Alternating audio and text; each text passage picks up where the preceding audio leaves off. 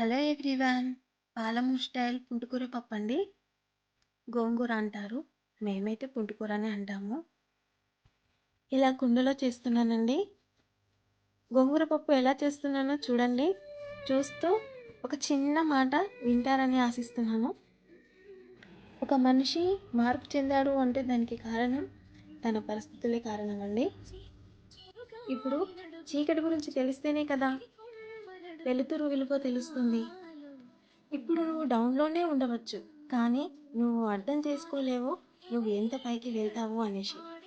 చూసే వాళ్ళ రియాక్షన్ నువ్వు ఎక్స్పెక్ట్ చేయలేవు. ఎంత ఫాస్ట్గా అయితే నువ్వు కిందికి వెళ్ళిపోయావో అంతకంటే వేగంగా నువ్వు పైకి వస్తావు.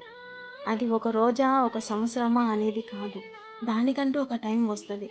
ఖచ్చితంగా ప్రతి మనిషికంటూ ఒక టైం వస్తుంది.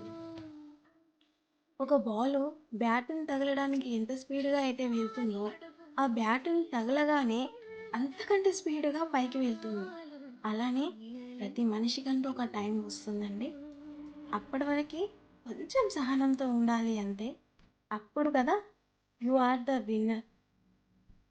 నిజమేనా నేను చెప్పింది?